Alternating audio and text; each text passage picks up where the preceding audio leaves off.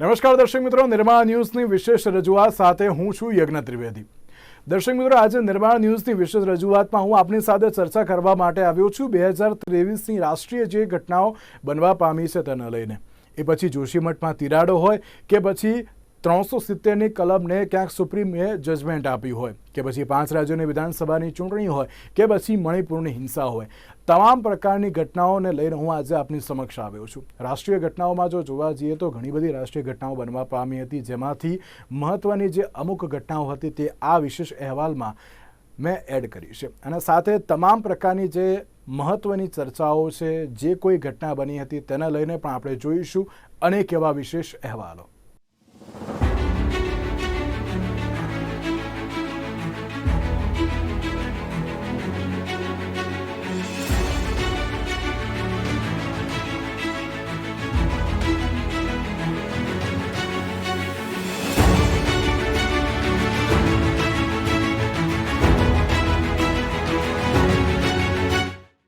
તો દર્શક મિત્રો, આપણે 2023ની રાષ્ટ્રીય ઘટનાઓને લઈને ચર્ચા વિચારણા કરી રહ્યા છીએ।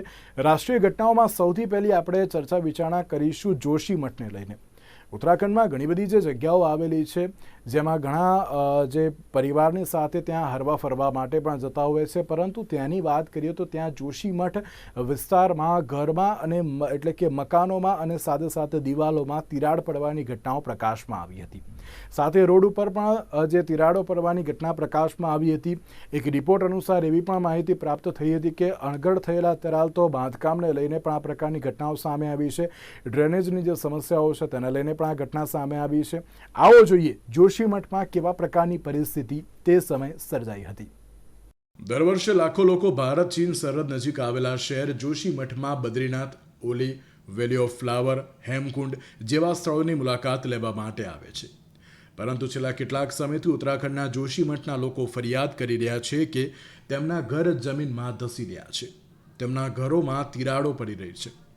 જોશીમઠ ભારતના સૌથી વધુ ભૂકંપ પ્રભાવિત વિસ્તાર ઝોન 5માં આવે છે। વર્ષ 2011ની વસ્તી ગણતરી અનુસાર અહીં લગભગ 4000 ઘરોમાં 17000 લોકો રહેતા હતા, પરંતુ સમયની સાથે આ શહેર પણ મનુષ્યનો ભાર વધી ગયો હતો। છેલ્લા કેટલાક દિવસોમાં જોશીમઠના ઘણા ઘરો અને રસ્તાઓમાં તિરાડો પડવાની અને સતત જમીન ધસી જવાના કારણે સિંકિંગ ઝોન જાહેર કરવામાં આવ્યું હતું।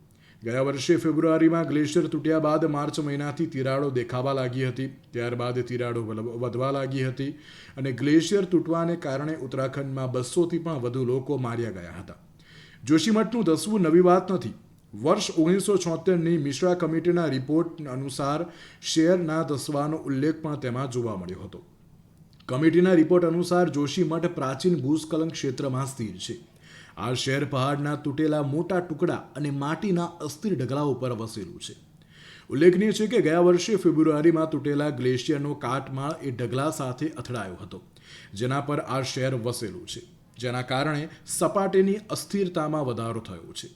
જો કે આ દાવાની હજુ પણ વૈજ્ઞાનિક પુષ્ટિ થઈ નથી। જાણકારો અનુસાર બાંધકામના કામો અને વસ્તી વધારાને કારણે વરસાદ, ગ્લેશિયર અથવા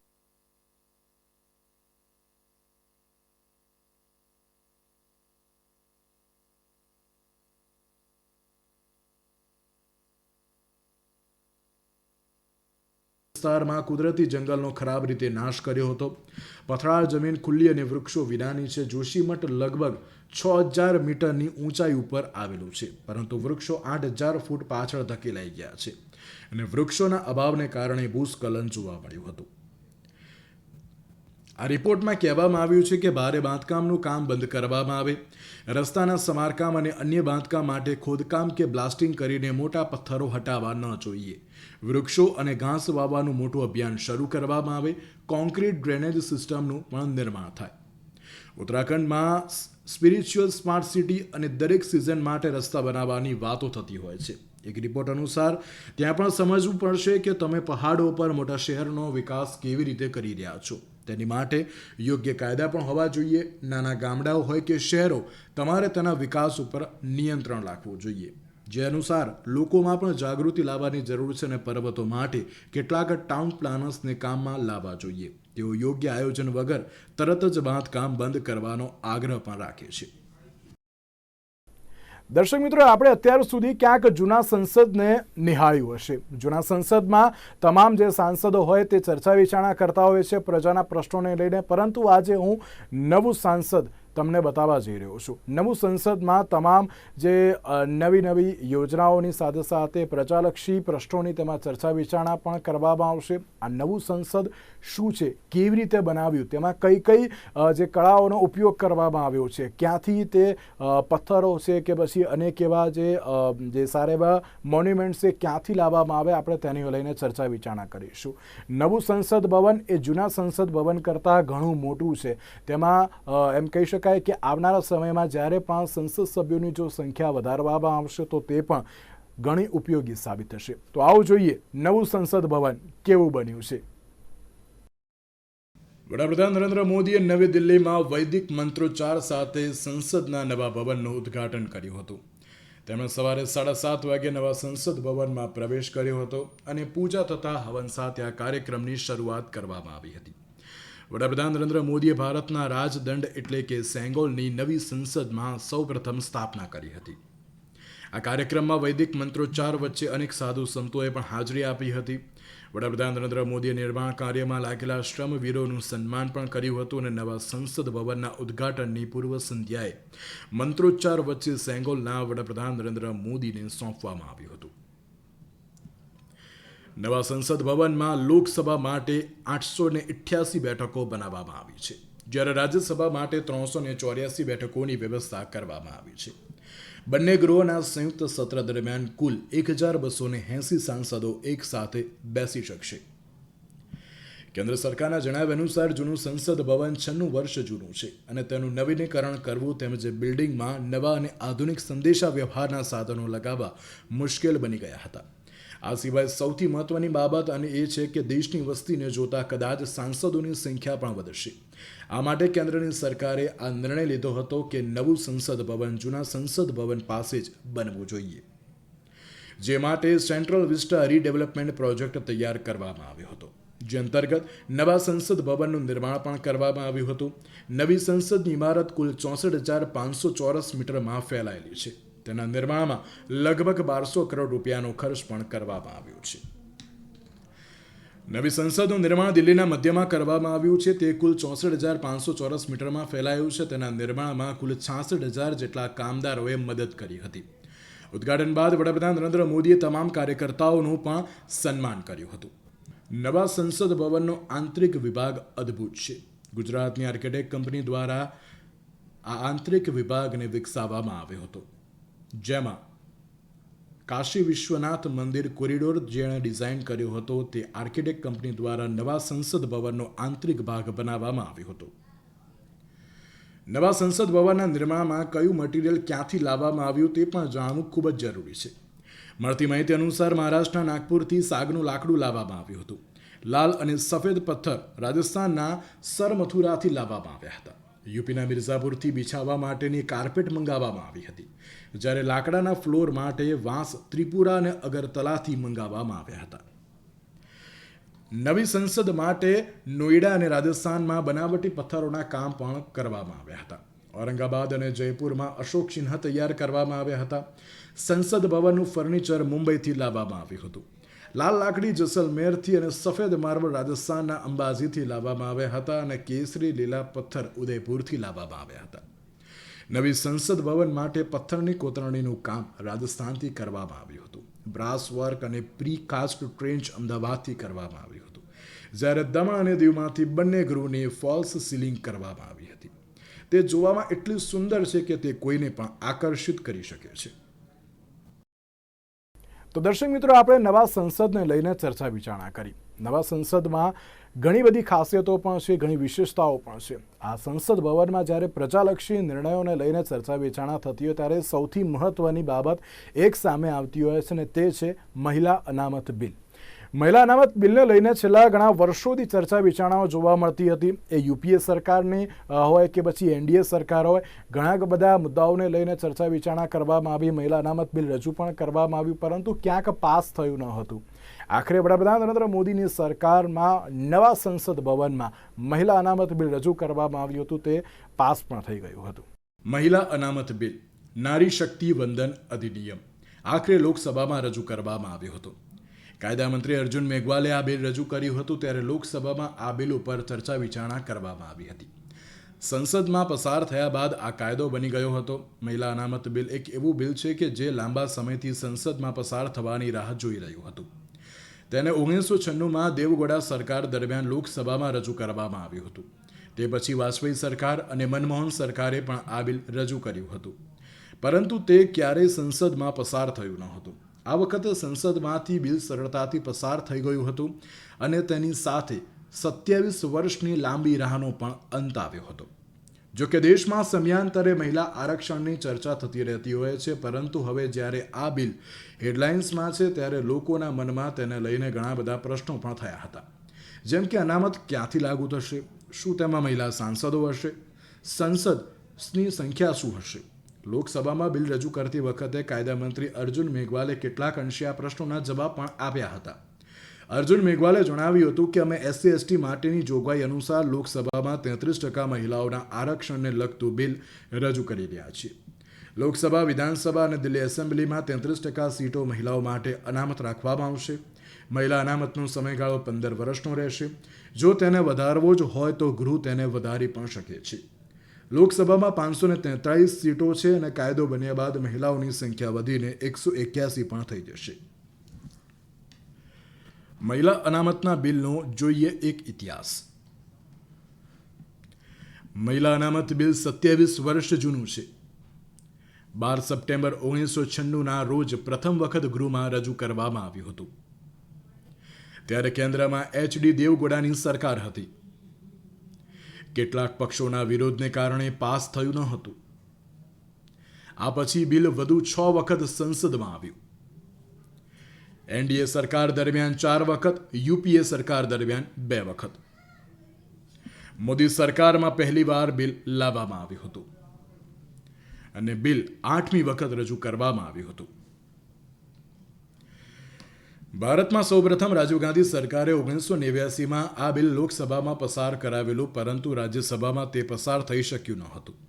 મહિલા આરક્ષણ બિલ 1996થી અટવાયેલું હતું. તે સમયે HD દેવગૌડા સરકારે 12મી સપ્ટેમ્બર 1996ના રોજ સંસદમાં આ બિલ રજૂ કર્યું હતું, પરંતુ તે પાસ થઈ શક્યું ન હતું. ત્યારે આ બિલને 81માં બંધારણીય સુધારા બિલ તરીકે રજૂ કરવામાં આવ્યું હતું. મહિલા અનામત બિલમાં સંસદ અને રાજ્યની વિધાનસભાઓમાં મહિલાઓ તે માટે 33% અનામતનો પ્રસ્તાવ છે. આ 33% અનામતની અંદર અનુસૂચિત જાતિ SC, અનુસૂચિત જનજાતિ ST માટે પેટા અનામતની જોગવાઈ પણ કરવામાં આવી હતી, પરંતુ અન્ય પછાત વર્ગો માટે અનામતની કોઈ પણ જોગવાઈ ન હતી. આ બિલમાં દરખાસ્ત છે કે લોકસભાની દરેક ચૂંટણી પછી અનામત બેઠકો ફેરવવી જોઈએ. રાજ્ય અથવા કેન્દ્રશાસિત પ્રદેશમાં વિવિધ મત વિસ્તારોમાં રોટેશન દ્વારા અનામત બેઠકો ફાળવવામાં આવી શકે છે. અટલ બિહારી વાજપેયીની સરકારે ફરી 1998માં લોકસભામાં મહિલા અનામત બિલ રજૂ કર્યું હતું. અનેક પક્ષોના સમર્થનથી ચાલી રહેલી વાજપેયી સરકારને આ બિલ અંગે વિરોધનો સામનો કરવાનો વારો આવ્યો હતો, જેના કારણે બિલ પસાર થઈ શક્યું ન હતું. વાજપેયી સરકારે 1999, 2002, 2003, 2004 પણ તેને પાસ કરાવવાનો પ્રયાસ કર્યો હતો, પરંતુ તેમાં સફળતા મળી ન હતી. ભારતીય જનતા પાર્ટીની વિદાય બાદ 2004માં કોંગ્રેસની આગેવાની હેઠળ UPA સરકારમાં સત્તામાં આવી હતી. ડૉક્ટર મનમોહન સિંહ વડાપ્રધાન બન્યા હતા. UPA સરકારે આ બિલને 108માં બંધારણીય સુધારા તરીકે 2008માં રાજ્યસભામાં રજૂ કર્યું હતું. આ બિલ 9મી માર્ચ 2010ના રોજ પ્રચંડ બહુમતી સાથે પસાર કરવામાં આવ્યું હતું. ત્યારે ભાજપ, ડાબેરી પક્ષો અને JDUએ બિલને સમર્થન પણ આપ્યું હતું. UPA સરકારે આ બિલ લોકસભામાં રજૂ કર્યું હતું, જેનો વિરોધ કરનારાઓમાં સમાજવાદી પાર્ટી અને રાષ્ટ્રીય જનતા દળ પણ સામેલ હતા. 2014માં લોકસભાના વિસર્જન બાદ આ બિલ આપોઆપ સમાપ્ત થઈ ગયું હતું, પરંતુ રાજ્યસભા એક કાયમી ગૃહ છે, તેથી આ બિલ હજુ પણ જીવંત હતું. ત્યારે કોંગ્રેસના નેતા રાહુલ ગાંધીએ 2019ની ચૂંટણી પહેલા વચન આપ્યું હતું કે જો તેમની સરકાર બનશે તો મહિલા અનામત બિલ પાસ કરવામાં આવશે. જો કે વડાપ્રધાન નરેન્દ્ર મોદીની સરકારે નવા સંસદ ભવનમાં પ્રથમ બિલ તરીકે મહિલા અનામત બિલ રજૂ કરીને રાજકીય રીતે ખૂબ જ મોટો નિર્ણય લીધો હતો. સંસદના બંને ગૃહોમાં મોદી સરકાર પાસે પૂરતું સંખ્યાબળ છે અને કોંગ્રેસ સહિત અન્ય વિપક્ષો પણ આ બિલના સમર્થનમાં હતા. રાજકીય રીતે વિપક્ષ આ બિલનો વિરોધ કરી શકે તેમ નથી, એટલે વર્ષોથી અટવાતું આ મહિલા અનામત બિલ આ વખતે પસાર થઈ ગયું છે મોદી સરકારે રજૂ કરેલું આ બિલ વસ્તી ગણતરી અને ડિલિમિટેશનની પ્રક્રિયા પૂરી કર્યા બાદ અમલમાં મૂકશે. દર્શક મિત્રો, આપણે અત્યાર સુધી નવા સંસદને લઈને ચર્ચા વિચારણા કરી, જોશી મઠને લઈને ચર્ચા વિચારણા કરી, પણ તેમાં એક મહત્વની ઘટના જે ઉડીને આંખે વળગે તેવી છે ને તે છે મણિપુરમાં થયેલી હિંસા. મણિપુરની હિંસાની જે નોંધ અત્યારે સમગ્ર વિશ્વમાં લેવામાં આવી હતી. જે શરૂઆત થઈ હતી ને શરૂઆતથી લઈને અંત સુધી ક્યાંક જે તમામ લોકોએ તેમાં ધ્યાન પણ આપ્યું હતું. ઘણી મોટી સંખ્યામાં જે જાનહાનિના સમાચાર પણ સામે આવ્યા હતા. મહત્વની વાત કહેવાય કે ઘણા લોકોએ પોતાના પરિવારના સભ્યોને પણ તેમાં ખોવાયા હતા. મહત્વની બાબત એ પણ છે કે જ્યારે મણિપુરની હિંસાની વાત કરીએ તો તે બે સમુદાય વચ્ચેની જે હિંસા હતી, ક્યાંક જે આ વાતચીતમાં ક્યાંક પૂર્ણવિરામ આવવાનું હતું, પરંતુ તે ન આવ્યું અને તે આખરે હિંસા સુધી પહોંચી હતી. 78 દિવસ બાદ વડાપ્રધાન નરેન્દ્ર મોદીએ પણ તે હિંસાને લઈને ક્યાંક મૌન તોડ્યું હતું. ગૃહમંત્રી અમિત શાહ પણ તેમની મુલાકાતે પહોંચ્યા હતા. કોંગ્રેસના જે ભૂતપૂર્વ પ્રદેશ અધ્યક્ષ હતા તેમના દ્વારા પણ મુલાકાત લેવામાં આવી હતી. ઘણી બધી ચર્ચા વિચારણાઓ જોવા મળી હતી અને આખરે મણિપુરમાં અત્યારે શાંતિભર્યો માહોલ પણ જોવા મળી રહ્યો છે. શું હતી મણિપુરની ઘટના, આવું જોઈએ. ઉત્તર પૂર્વીય રાજ્ય મણિપુરમાં 3 મે 2023ના રોજ હિંસા ફાટી નીકળી હતી. આ દિવસ મણિપુર રાજ્યના ઇતિહાસમાં બ્લેક ડે તરીકે લખાયો હતો. મેતી સમુદાયે એસટી અનામત માટે માંગણી કરી હતી, જેના વિરોધમાં કુકી સમુદાયે આદિવાસી એકતા માર્ચ યોજી હતી. બસ ત્યારથી જ આ રાજ્યમાં હિંસા ભડકી ઉઠી હતી. આ હિંસાની ખબરો દરિયામાં ડૂબેલા હિમશિખરની ટોચ જેટલી બહાર આવી હતી. જેટલા સમાચાર બહાર આવ્યા હતા તેનાથી વધુ હિંસા શાંત ગણાતા મણિપુર રાજ્યની ધરતીએ સહન કર્યા છે. ઇમ્ફાલ ખીણની આસપાસ રહેતા મૈતેઈ સમુદાય મણિપુરની કુલ વસ્તીના 53% જેટલા છે, જ્યારે પર્વતીય વિસ્તારોમાં રહેતા નાગા અને કુકી સમુદાયના લોકોની વસ્તી 40% છે. મણિપુરની હિંસા ઉગ્ર વધુ એક બનાવને લીધે થઈ હતી. આ બનાવમાં 2 આદિવાસી મહિલાઓનો બળાત્કાર કરીને તેમને નિવસ્ત્ર કરીને પરેડ કરવામાં આવી હતી. મણિપુર વૈશ્વિક સમાચારોથી ક્યાંક ચમક્યું હતું, ત્યારે આ ઘટના બાદ મણિપુર 1.5 મહિના સુધી સળગ્યું હતું. વર્ષ 2023માં થયેલી હિંસાઓ પ્રથમવાર થઈ છે તેવું નથી. મણિપુરમાં 1992માં કુકી અને નાગા સમુદાય વચ્ચે અથડામણ થઈ હતી. ત્યારબાદ 1997માં ફરીથી કુકી અને પેત સમુદાય વચ્ચે થયેલા હિંસાના પરિણામે મણિપુર ધ્રુજ્યું હતું. મૈતેઈ સમુદાયની દસકાઓ જૂની માંગ છે કે તેમને શેડ્યુલ્ડ ટ્રાઇબ એટલે કે એસટી દરજ્જો આપવામાં આવે. આશ્ચર્યની બાબત તો એ છે કે કોંગ્રેસ દ્વારા અનેકવાર મણિપુર હિંસાને લઈને વડાપ્રધાન નરેન્દ્ર મોદીને ઘેરવામાં આવ્યા હતા. કોંગ્રેસની માંગ છે કે વડાપ્રધાને એકવાર તો મણિપુરના હિંસાગ્રસ્ત વિસ્તારોની મુલાકાત લેવી જોઈએ. જો કે વડાપ્રધાન આ દરેક આક્ષેપો વિરુદ્ધ આંખ આડા કાન કરીને ખબર નહીં કયા કારણસરથી મણિપુર રાજ્યની મુલાકાત લેવાનું ટાળે છે. વડાપ્રધાન નરેન્દ્ર મોદીએ પોતે મણિપુરની મુલાકાત લેવાને બદલે અમિત શાહને મણિપુરની મુલાકાતે મોકલ્યા હતા. અમિત શાહ હિંસાગ્રસ્ત વિસ્તારોની મુલાકાતમાં લીધી હતી, તેમજ તેમણે હિંસાને કાબૂમાં લેવા માટે સૈન્ય કાર્યવાહીના આદેશ પણ આપ્યા હતા. અમિત શાહે પીસ કમિટીની રચના કરી હતી, જેનું નેતૃત્વ ગવર્નર કરી રહ્યા હતા. તો બીજી બાજુ કોંગ્રેસના પૂર્વ અધ્યક્ષ રાહુલ ગાંધી મણિપુરની મુલાકાતે પહોંચ્યા હતા. કોંગ્રેસને મદદથી સૂચનાઓ પણ આપવામાં આવી હતી. રાહુલ ગાંધીએ 3 સમુદાયના અગ્રણીઓ સાથે પણ બેઠક કરી હતી અને શરણાર્થીઓ જે રાહત કેમ્પમાં રહે છે તેની પણ તેમણે મુલાકાત લીધી હતી. સીબીઆઈએ મણિપુર હિંસા મામલે નોંધાયેલી 27 જેટલી એફઆઈઆર મામલે કાર્યવાહી કરી હતી. મણિપુર પોલીસે આ કેસ સીબીઆઈને હેન્ડઓવર કર્યો હતો, જેમાં ટોળા દ્વારા મહિલાઓ અત્યાચારો, હથિયારોની લૂંટ, હત્યાના કેસનો સમાવેશ પણ થયો છે. ત્યારે મણિપુર હિંસા એટલી બેકાબુ બની ગઈ હતી કે ગુસ્સે ભરાયેલા ટોળાએ કેન્દ્રીય પ્રધાનના ઘરને પણ આગ ચાંપી કરી હતી. આ ઘર મોદી સરકારના કેબિનેટ પ્રધાન રંજન સિંહનું હતું. બનાવના દિવસે તેઓ કેરળની મુલાકાતે હતા. આ ઘટના ટોળાનો ગુસ્સો દર્શાવવા પૂરતી હતી. ગુસ્સે ભરાયેલા ટોળાએ વડાપ્રધાન નરેન્દ્ર મોદીની મન કી બાત રજૂ કરતા રેડિયોને પણ નુકસાન પહોંચાડ્યું હતું. ત્યારે 78 દિવસ બાદ વડાપ્રધાન નરેન્દ્ર મોદીએ મણિપુર હિંસા મુદ્દે પોતાનું મૌન તોડ્યું હતું. નવી દિલ્હીમાં સંસદ ભવનમાં ચોમાસુ સત્રની શરૂઆત થતાં મીડિયા બ્રીફિંગમાં વડાપ્રધાને મણિપુરનો ઉલ્લેખ કર્યો હતો. તેમણે કહ્યું હતું કે કોઈપણ સમાજમાં મહિલાઓ પર બળાત્કાર ગુજારીને નિવસ્ત્ર કરીને પરેડ કરાવવાની ઘટના એ ચલાવી લેવામાં આવશે નહીં. આ ઘટનાથી હૃદય ગુસ્સા અને પીડાથી ભરાઈ ગયું છે. વડાપ્રધાનના મતે આ ઘટનાથી 140 કરોડ દેશવાસીઓનું પણ અપમાન થયું છે અને વડાપ્રધાનના આ નિવેદનથી વિરોધ પક્ષ કોંગ્રેસને પણ સંતોષ થયો ન હતો. કોંગ્રેસે આ મુદ્દે સદનના બંને ગૃહોમાં ચર્ચા કરવા માંગી હતી, જેના પરિણામે અનેકવાર સદનની કાર્યવાહી પણ ખોટવાઈ હતી. અને 26મી જુલાઈએ કોંગ્રેસના સાંસદ ગૌરવ ગોગોઈએ લોકસભામાં નો કોન્ફિડન્સ મોશનની માંગણી કરી હતી, જેમાં સૌથી જૂની પાર્ટીએ લોકસભામાંથી વોકઆઉટ કર્યું હતું. સાથે સાથે અનેક એવા વાક પ્રહારો પણ કરવામાં આવ્યા હતા. 10મી ઓગસ્ટે વડાપ્રધાને નો કોન્ફિડન્સ મોશનમાં પોતાનું વક્તવ્ય રજૂ કર્યું હતું.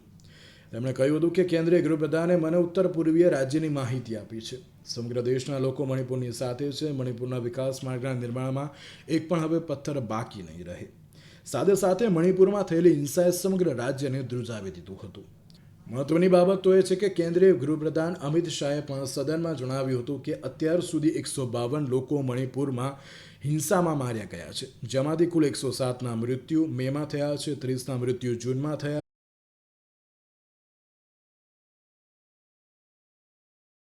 લખાણને જોઈએ તો તે સ્પષ્ટ થાય છે કે આ એક અસ્થાયી જોગવાઈ હતી. સુપ્રીમ કોર્ટે કહ્યું હતું કે ભારતના વિલીનીકરણ થયા બાદ જમ્મુ કાશ્મીરને આંતરિક સાર્વભૌમત્વનો અધિકાર નથી. રાષ્ટ્રપતિ પાસે હજુ પણ કલમ 370 હટાવવાનો અધિકાર છે. તેમણે વધુમાં કહ્યું હતું કે જમ્મુ કાશ્મીરની બંધારણ સભાની ભલામણો રાષ્ટ્રપતિ માટે બાધ્યકારી નથી. ભારતના બંધારણની તમામ કલમો જમ્મુ કાશ્મીર પર લાગુ થઈ શકે છે. સુપ્રીમ કોર્ટે વધુમાં કહ્યું હતું કે કલમ 370(3) હેઠળ રાષ્ટ્રપતિને કલમ 370 નિષ્પ્રભાવી કરવાનો પણ અધિકાર છે. કોર્ટ રાષ્ટ્રપતિના નિર્ણયો પર કરવામાં આવેલી અપીલ ઉપર સુનાવણી કરી શકે નહીં. જો કે કોઈ પણ નિર્ણય ન્યાયિક સમીક્ષાની બહાર પણ નથી. એટલે કે બંધારણીય આદેશ શું દર્શાવે છે કે કેન્દ્ર અને રાજ્યએ એક સહયોગી પ્રક્રિયાને અનુસરી છે. આ પ્રક્રિયા દ્વારા જમ્મુ અને કાશ્મીરમાં ભારતનું બંધારણ લાગુ કરવામાં આવ્યું છે. સાથે સાથે સુપ્રીમ કોર્ટના મુખ્ય ન્યાયાધીશ ડીવાય ચંદ્રચૂડે ચૂંટણી પંચને નિર્દેશ આપ્યો છે કે તેઓ 30મી સપ્ટેમ્બર 2024 સુધીમાં જમ્મુ કાશ્મીરમાં ચૂંટણીઓ કરાવે. આ સિવાય સુપ્રીમ કોર્ટે લદ્દાખને અલગ કેન્દ્રશાસિત પ્રદેશ બનાવવાના નિર્ણયને પણ યોગ્ય ગણાવ્યો છે. તેમણે કહ્યું હતું કે સોલિસિટર જનરલે જમ્મુ કાશ્મીરને રાજ્યનો દરજ્જો ફરી આપવામાં આવશે તે વાતની ખાતરી આપી છે. કલમ 370 શું છે? કલમ 370 ભારતના બંધારણની એવી કલમ છે કે જેના દ્વારા જમ્મુ અને કાશ્મીર રાજ્યને વિશેષ રાજ્યનો દરજ્જો મળ્યો હતો. તેના કારણે ભારતીય બંધારણને આ રાજ્યમાં લાગુ પડવામાં અમુક મર્યાદાઓ હતી. ભારતીય બંધારણની કલમ 1, જે ભારત એ રાજ્યોનો એક સંઘ છે, સિવાય એક પણ કલમ જમ્મુ કાશ્મીરને લાગુ પડતી ન હતી. જમ્મુ કાશ્મીર રાજ્યનું પોતાનું એક અલગ જ બંધારણ અસ્તિત્વમાં હતું. ભારતના રાષ્ટ્રપતિ પાસે બંધારણના કોઈ પણ ભાગને જો જરૂરી હોય તો કોઈ પણ પ્રકારના ફેરફાર સાથે રાજ્યમાં લાગુ કરવાની સત્તા હતી. જો કે તેના માટે રાજ્ય સરકારની સહમતિ પણ ફરજિયાત છે. આ કાયદા અનુસાર ભારતીય સંસદને રાજ્યમાં માત્ર વિદેશી બાબતો, સંરક્ષણ, સંદેશા વ્યવહારને લગતા કાયદાઓ બનાવવાની જ સત્તા હતી. જમ્મુ કાશ્મીરની બંધારણ સભા 1951માં રચાયેલી 75 સભ્યોની સંસ્થા હતી, જેણે જમ્મુ કાશ્મીર માટે બંધારણનો મુસદ્દો તૈયાર કર્યો હતો. એ જ રીતે ભારતની બંધારણ સભાએ ભારતીય બંધારણનો મુસદ્દો ઘડ્યો હતો. નવેમ્બર 1956માં જમ્મુ કાશ્મીર રાજ્યનું બંધારણમાં અમલમાં આવ્યું હતું. ત્યારબાદ બંધારણ સભાનું અસ્તિત્વ પણ ખતમ થઈ ગયું હતું. ભારતીય જનતા પાર્ટી લાંબા સમયથી આ કલમને કાશ્મીરને ભારત સાથે એકીકૃત કરવા માટેનો કાંટો માની રહ્યો હતો. તેના વચનપત્રમાં પાર્ટીએ કહ્યું હતું કે ભારતીય બંધારણમાંથી કલમ 370 અને 35 એને હટાવી લેવામાં આવશે. ત્યારે 1954માં કલમ 35 એને બંધારણમાં દાખલ કરવામાં આવી હતી અને આ જોગવાઈએ જમ્મુ કાશ્મીરના કાયમી રહેવાસીઓને સરકારી નોકરી, રાજ્યમાં મિલકત ખરીદવા અને રાજ્યમાં રહેવા માટેના વિશેષ અધિકારો આપ્યા હતા. 5મી ઓગસ્ટ 2019થી જમ્મુ કાશ્મીરને સંપૂર્ણપણે લોકડાઉનમાં મૂકી દેવામાં આવ્યું હતું. કર્ફ્યુ લાદી દેવામાં આવ્યો હતો. ટેલિફોન અને ઇન્ટરનેટ સેવાઓ બંધ કરવામાં આવી હતી. રાજકીય નેતાઓ સહિત હજારો લોકોની નજરબંધ કરવામાં આવ્યા હતા. તો તેમની અટકાયત પણ કરવામાં આવી હતી અને હજારો સુરક્ષા કર્મીઓને જમ્મુ કાશ્મીરમાં તૈનાત કરવામાં આવ્યા હતા. થોડાક મહિનાઓ બાદ એટલે કે જાન્યુઆરી 2020માં 2G ઇન્ટરનેટ શરૂ કરવામાં આવ્યું હતું, પરંતુ 4G ઇન્ટરનેટ છેક ફેબ્રુઆરી 2021માં શરૂ કરવામાં આવ્યું હતું. કલમ હટાવ્યાના થોડાક દિવસો પછી કોર્ટમાં નિર્ણયને પડકારતી ઘણી પિટિશનો દાખલ કરવામાં આવી હતી અને આખરે સુપ્રીમ કોર્ટે પોતાનો ચુકાદો સંભળાવ્યો હતો અને જમ્મુ કાશ્મીરને વિધાનસભા સાથેનો કેન્દ્રશાસિત પ્રદેશ જે બનાવવાની બાબત જોવા મળી હતી, તેમાં જમ્મુ કાશ્મીરને વિશેષ રાજ્યનો દરજ્જો સોંપવાની બાબત જોવા મળી હતી અને લદ્દાખને કેન્દ્રશાસિત પ્રદેશ બનાવવામાં આવ્યો હતો.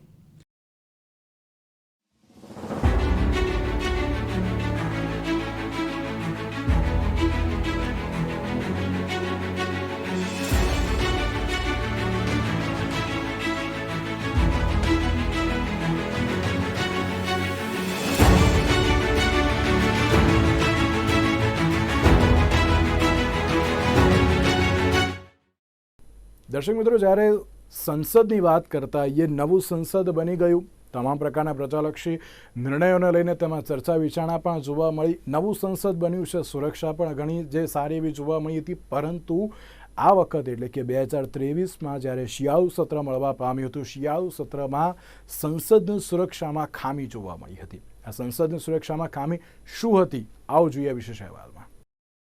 સંસદ પર હુમલાની વરસી પર લોકસભાની અંદર સુરક્ષામાં મોટી ખામી સામે આવી હતી. સંસદની કાર્યવાહી ચાલી રહી હતી અને દેશની નવી સંસદમાં શિયાળુ સત્રનો 0 કલાકમાં ચાલી રહ્યો હતો. પછી અચાનક 2 વ્યક્તિઓ પ્રેક્ષક ગેલેરીમાંથી નીચે કૂદી પડે છે અને આ દરમિયાન ત્યાં હાજર સાંસદોએ આ લોકોને ચારે બાજુથી ઘેરી લીધા હતા. તેઓ બચી પણ શક્યા ન હતા અને આ દરમિયાન તેમાંથી એક વ્યક્તિ તેને જૂતામાંથી કંઈક કાઢે છે અને લોકસભામાં ધુમાડો થયો હતો. આ સમગ્ર ઘટનાની વચ્ચે ઘણા સાંસદોએ ધુમાડો હુમલો કરનાર વ્યક્તિને ઝડપી પાડ્યો હતો, તેને માર માર્યો હતો અને બાદમાં તેઓને સંસદના સુરક્ષા કર્મચારીઓને સોંપવામાં આવ્યો હતો. સંસદમાં સુરક્ષામાં ક્ષતિ બાદ અનેક સવાલો પણ ઊભા થયા હતા. આ ઘટનામાં 6 લોકો સંડોવાયેલા હતા, જેમાંથી 5 લોકોની ધરપકડ કરી હતી. મીડિયા રિપોર્ટ્સ અનુસાર તમામ 6 આરોપીઓ એકબીજાને ઓળખતા હતા. હરિયાણાના ગુરુગ્રામના સેક્ટર 7ની હાઉસિંગ બોર્ડ કોલોનીમાં તેઓ સાથે રહેતા હતા. સાગર એક ઈ-રિક્ષા ડ્રાઈવર છે. તે લખનૌમાં રિક્ષા ચલાવે છે. દિલ્હી પોલીસે સંસદની બહારથી 2 લોકોની ધરપકડ કરી હતી, જેમાં એક મહિલાનો પણ સમાવેશ થાય છે. મહિલાનું નામ નીલમ અને તેના પાર્ટનરનું નામ અનમોલ શિંદે હતું. મહિલાની ઉંમર 42 વર્ષની હતી. તે હિસારની રહેવાસી હતી, જ્યારે અનમોલ શિંદે મહારાષ્ટ્રના લાતુરનો રહેવાસી હતો, જેની ઉંમર 25 વર્ષની હતી. ત્યારે દિલ્હી પોલીસે તેઓની ધરપકડ કરીને વધુ તપાસ હાથ ધરી હતી. જ્યારે પોલીસે નીલમની ધરપકડ કરી હતી ત્યારે નીલમ દ્વારા જણાવવામાં આવ્યું હતું કે અમે આ બધું બેરોજગારીના કારણે કર્યું છે. જ્યારે અમે અમારા અધિકારની વાત કરતા હતા ત્યારે અમારા ઉપર લાઠીચાર્જ કરવામાં આવ્યો અને અમારી ધરપકડ પણ કરવામાં આવી. અમારા પર અત્યાચાર કરવામાં આવે છે. સુરક્ષા ચૂકના કારણે સંસદ ભવનના બંને ગૃહોમાં પણ સત્તાપક્ષ અને વિપક્ષ વચ્ચે આક્ષેપ પ્રત્યાક્ષેપનો માહોલ પણ જોવા મળ્યો હતો, જેમાં વિપક્ષ દ્વારા સુરક્ષા ચૂકને લઈને ઘણા પ્રશ્નો પણ પૂછવામાં આવ્યા હતા.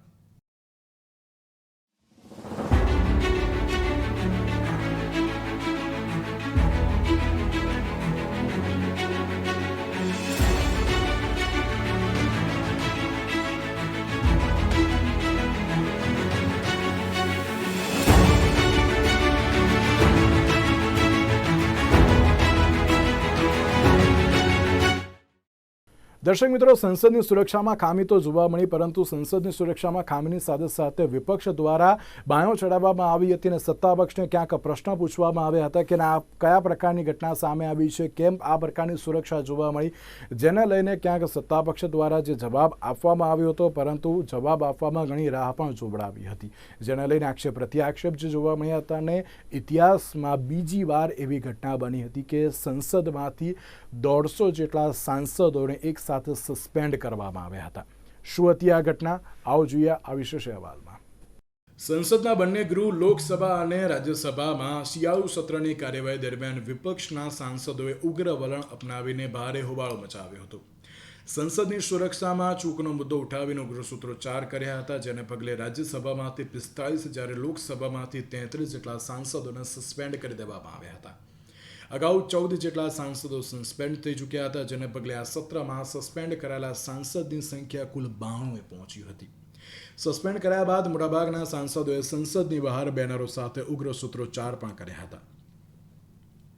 ચાલુ હંગામા વચ્ચે લોકસભામાંથી વધુ 2 સાંસદોને સસ્પેન્ડ કરી દેવામાં આવ્યા હતા અને સાથે સદનના અવમાનને પગલે સ્પીકરે 2 વિપક્ષી સાંસદ સી થોમસ અને AM આરિફને સંસદ સત્રના બાકીના સમયગાળા માટે પણ સસ્પેન્ડ કર્યા હતા. ત્યારે અત્યાર સુધીમાં લોકસભા અને રાજ્યસભાના કુલ 150 જેટલા સાંસદ સભ્યોને હકાલપટ્ટી કરવામાં આવી હતી.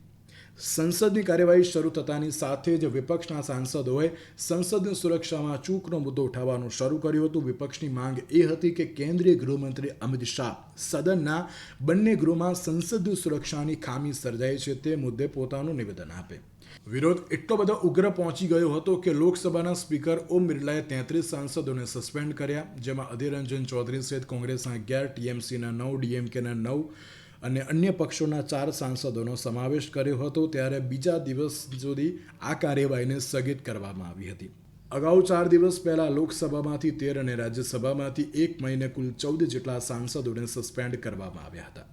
તેથી સસ્પેન્ડ કરાયેલા કુલ સાંસદોની સંખ્યા 92 પર પહોંચી હતી.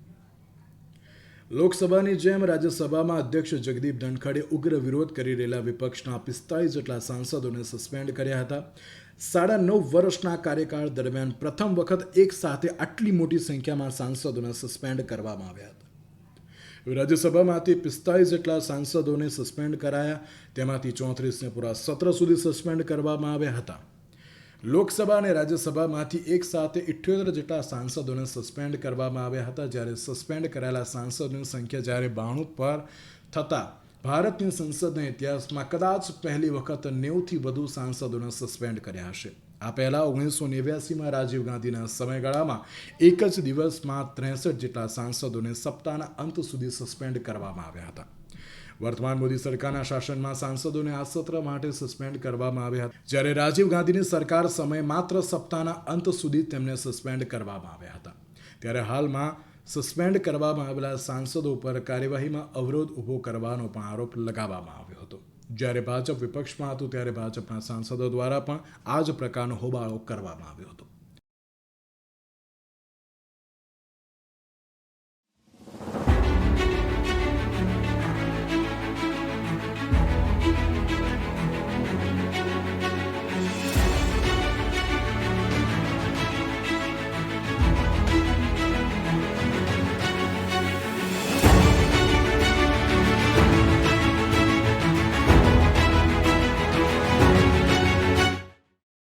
દર્શક મિત્રો, આપણે અત્યાર સુધી ઘણી બધી વિકાસલક્ષી યોજનાઓ જોઈ હશે, અનેક એવા વિકાસલક્ષી કાર્યો પણ જોયા હશે, પરંતુ એ વિકાસ કાર્યોની વચ્ચે એક હોનારત પણ સામે આવી હતી, અને તે છે ઉત્તરકાશીની ટનલની જે દુર્ઘટના સામે આવી હતી. તે ઉત્તરકાશી ટનલમાં જે 41 જેટલા મજૂરો જે દટાયા હોવાની ઘટના સામે આવી હતી.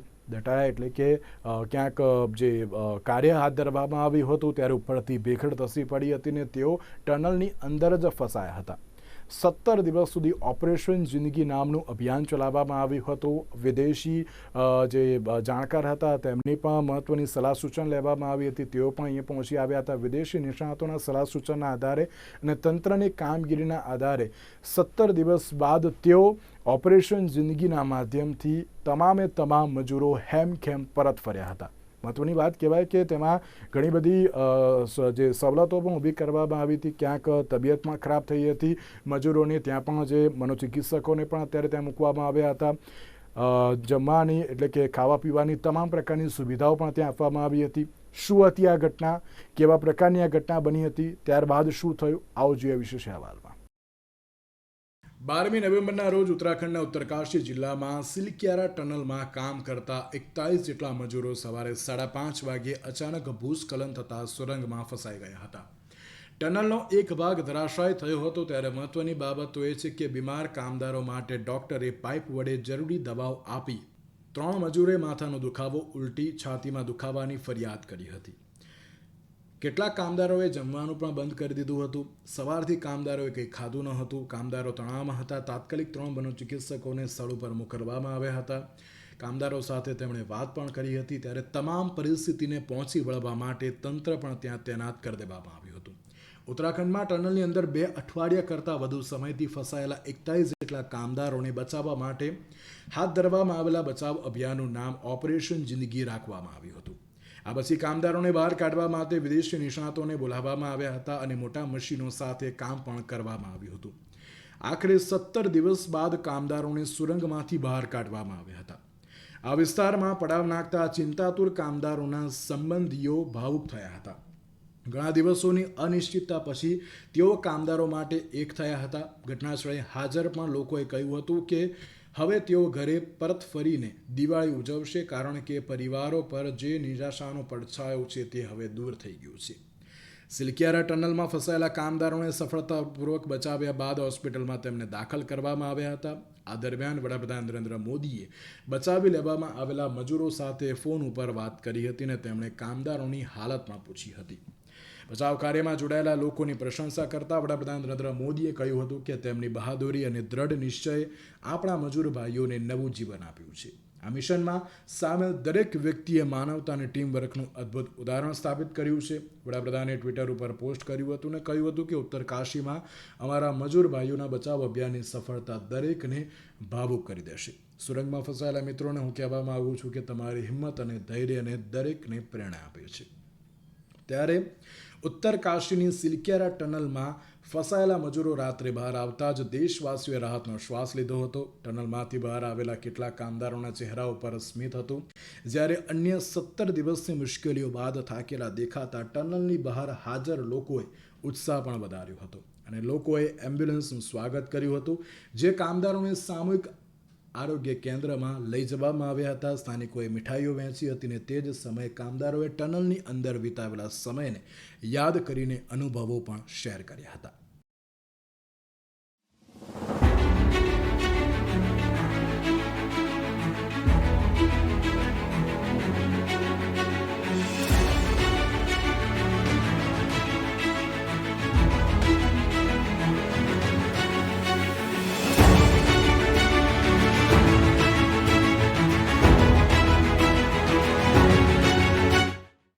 દર્શક મિત્રો, 2023ની ભારતીય રાજકારણની વધુ એક મહત્વની ઘટના એટલે કે 5 રાજ્યોની વિધાનસભાની ચૂંટણી. રાજસ્થાન, મધ્યપ્રદેશ, છત્તીસગઢ, તેલંગાણા અને મિઝોરમ. ભારતીય જનતા પાર્ટી, કોંગ્રેસ સહિત અન્ય પક્ષોએ પણ જે પૂરેપૂરું જોર લગાવ્યું હતું આ ચૂંટણી જીતવા માટે. આખરે ભારતીય જનતા પાર્ટીએ 3 રાજ્યમાં ભગવો લહેરાવ્યો હતો. તો બીજી બાજુ મિઝોરમમાં પણ ક્યાંક સત્તાપક્ષ જે જોવા મળ્યું ન હતું, ત્યાં પણ અન્ય પક્ષ એટલે કે ZPMએ ક્યાંક સરકાર જે રચી હતી અને બીજી બાજુ તેલંગાણામાં ઘણા વર્ષો બાદ BRSની જગ્યાએ કોંગ્રેસે જે સરકાર બનાવી હતી. તમામ મુખ્યમંત્રીઓ દ્વારા શપથ પણ ગ્રહણ કરવામાં આવ્યા હતા. આવું જોયા વિશેષ અહેવાલમાં. વર્ષ 2023માં મુખ્ય ઘટનામાં એક મહત્વની ઘટનાઓનો પણ સમાવેશ થાય છે. વર્ષ 2023માં 5 રાજ્યોની વિધાનસભાની ચૂંટણીનું આયોજન કરવામાં આવ્યું હતું, જેમાં રાજસ્થાન, મધ્યપ્રદેશ, છત્તીસગઢ અને મિઝોરમમાં ચૂંટણીનું આયોજન કરવામાં આવ્યું હતું. રાજસ્થાનમાં 25મી નવેમ્બરે 200 બેઠક માટે મતદાન યોજવામાં આવ્યું હતું. મધ્યપ્રદેશમાં 17મી નવેમ્બરે 230 બેઠકોનું મતદાનનું આયોજન કરવામાં આવ્યું હતું. છત્તીસગઢમાં 17 અને 17મી નવેમ્બરે 90 બેઠકો માટે મતદાન યોજવામાં આવ્યું હતું. સાથે મિઝોરમમાં 7મી નવેમ્બરે 40 બેઠકોનું મતદાન યોજવામાં આવ્યું હતું. સાથે તેલંગાણામાં પણ 119 બેઠકો માટે 30મી નવેમ્બરે મતદાન યોજવામાં આવ્યું હતું. ચૂંટણી જાહેર થતાની સાથે રાજસ્થાન, મધ્યપ્રદેશ, છત્તીસગઢ અને મિઝોરમ અને તેલંગાણામાં તમામ પાર્ટીઓ દ્વારા પ્રચાર અને પ્રસાર શરૂ કરવામાં આવ્યો હતો. ભારતીય જનતા પાર્ટીના સ્ટાર પ્રચારક વડાપ્રધાન નરેન્દ્ર મોદી અને કેન્દ્રીય ગૃહમંત્રી અમિત શાહ અને ભારતીય જનતા પાર્ટીના રાષ્ટ્રીય અધ્યક્ષ JP નડ્ડાએ કમાન સંભાળી લીધી હતી. સાથે તેમના દ્વારા અનેક એવા કેન્દ્રીય મંત્રીઓને પણ આ ચૂંટણીમાં ઉતારવામાં આવ્યા હતા. રાજસ્થાન હોય કે પછી મધ્યપ્રદેશ હોય, જેમાં ભારતીય જનતા પાર્ટી દ્વારા અનેક સાંસદોને ચૂંટણી મેદાનમાં ઉતારવામાં આવ્યા હતા. તો બીજી બાજુ કોંગ્રેસ પાર્ટી દ્વારા પણ આ વખતે લડી લેવા માટે તમામ પ્રકારની તૈયારીઓ કરવામાં આવી હતી. કોંગ્રેસ પાર્ટીના પૂર્વ અધ્યક્ષ અને સ્ટાર પ્રચારક એવા રાહુલ ગાંધીએ પણ તમામ જગ્યાએ ચૂંટણી પ્રચાર કરવા માટે સભા સંબોધી હતી, રેલી પણ કરી હતી અને સાથે તમામ પ્રકારની ચૂંટણીને અનુલક્ષીને કામગીરી પણ હાથ ધરવામાં આવી હતી, જેમાં પ્રિયંકા ગાંધી અને સોનિયા ગાંધી પણ ઉપસ્થિત હતા.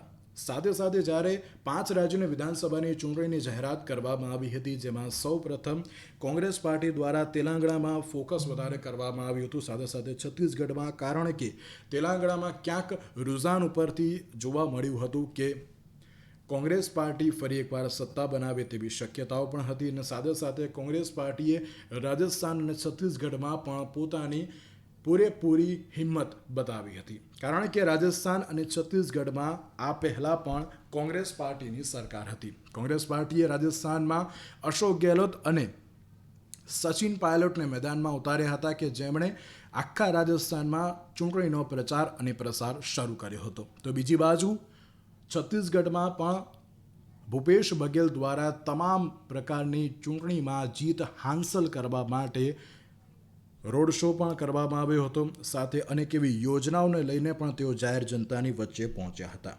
મહત્વની બાબત કહી શકાય કે જ્યારે ચૂંટણીનું આયોજન કરવામાં આવ્યું હતું ત્યારબાદ 3મી ડિસેમ્બરે તેનું પરિણામનું પણ આયોજન કરવામાં આવ્યું હતું. 3જી ડિસેમ્બરે જ્યારે રિઝલ્ટ સામે આવ્યું હતું જેમાં 3 રાજ્યમાં ભારતીય જનતા પાર્ટીએ ભગવો લહેરાવ્યો હતો. મહત્વની વાત કહી શકાય કે તેલંગાણા અને સાથે સાથે જે છત્તીસગઢમાં કોંગ્રેસ પાર્ટીને ક્યાંક આશા હતી કે ના તેમની સરકાર બનશે, પરંતુ તે સરકાર બની ન હતી ને તેલંગાણામાં BRS પાર્ટીને હરાવીને કોંગ્રેસે પ્રથમવાર ઘણા વર્ષો બાદ ત્યાં સરકાર બનાવી હતી. મહત્વની બાબત કહી શકાય કે મધ્યપ્રદેશ અને રાજસ્થાનમાં ક્યાંક ભારતીય જનતા પાર્ટીને આશા હતી કે ના તેઓ સરકાર બનાવશે, પરંતુ 3 રાજ્યોમાં ભારતીય જનતા પાર્ટીનો ભગવો લહેરાવ્યો હતો. મધ્યપ્રદેશમાં ભારતીય જનતા પાર્ટીએ 163 જેટલી બેઠકો જે હાંસલ કરી હતી, સામે કોંગ્રેસ પાર્ટીએ 66 જેટલી બેઠકો હાંસલ કરી હતી ને એક અપક્ષને ગઈ હતી. તો બીજી બાજુ રાજસ્થાનમાં 115 જેટલી બેઠકો ભારતીય જનતા પાર્ટીએ જીતી હતી. સાથે સાથે કોંગ્રેસે 69 જેટલી બેઠકો જીતી હતી ને અન્ય પાર્ટીએ માત્ર ને માત્ર 15 બેઠકો હાંસલ કરી હતી. જ્યારે છત્તીસગઢમાં ભારતીય જનતા પાર્ટીએ 54 બેઠક, કોંગ્રેસે 35 બેઠક અને અન્યના ફાળે 1 બેઠક ગઈ હતી. જ્યારે તેલંગાણામાં આ વખતે BRSને માત આપીને કોંગ્રેસ પાર્ટીએ સૌથી વધુ 64 બેઠકો હાંસલ કરી હતી ને ભારતીય જનતા પાર્ટીએ 8 બેઠક હાંસલ કરી હતી. BRSએ 39 બેઠક અને અન્ય પક્ષે 8 બેઠક હાંસલ કરીને રિઝલ્ટ ફેરવી નાખ્યું હતું. મહત્વની વાત કહી શકાય કે એક બાજુ જ્યારે 4 રાજ્યોની વિધાનસભાની ચૂંટણીના પરિણામ જ્યારે સામે આવ્યા હતા ત્યારબાદ મિઝોરમનું પરિણામ પણ સામે આવ્યું હતું. મિઝોરમમાં જે 2 મહત્વની પાર્ટીઓ જોવા મળી હતી અને તે મહત્વની પાર્ટીમાં પણ GPPએ પોતાની સરકાર બનાવી દીધી હતી. આ સાથે 5 રાજ્યોની વિધાનસભાની ચૂંટણીની જાહેરાત થતાની સાથે તમામ જે મહેનત કરવામાં આવી હતી તેનું પરિણામ પણ આખરે ભારતીય જનતા પાર્ટીને મળ્યું હતું. ભારતીય જનતા પાર્ટીએ મધ્યપ્રદેશમાં મોહન યાદવને મુખ્યમંત્રી તરીકે શપથ ગ્રહણ કરાવ્યા હતા. સાથે સાથે રાજસ્થાનમાં ભજનલાલ શર્મા અને છત્તીસગઢમાં વિષ્ણુદેવ સાયને મુખ્યમંત્રી પદના શપથ ગ્રહણ કરાવ્યા હતા. મહત્વની બાબત કહી શકાય કે તેલંગાણામાં પણ રેવંત રેડ્ડીને કોંગ્રેસના મુખ્યમંત્રી પદના ઉમેદવાર જાહેર કરવામાં આવ્યા હતા અને રેવંત રેડ્ડીએ પણ મુખ્યમંત્રી પદના શપથ ગ્રહણ કર્યા હતા.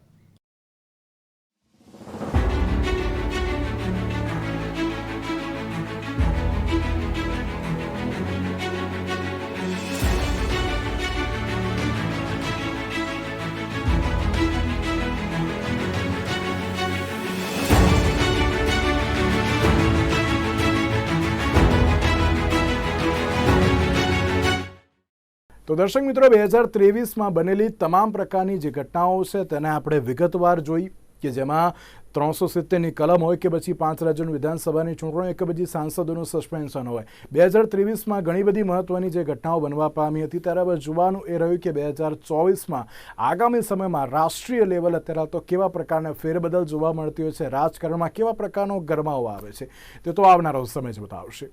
આજના આ વિશેષ કાર્યક્રમમાં બસ જ આપશો. નમસ્કાર.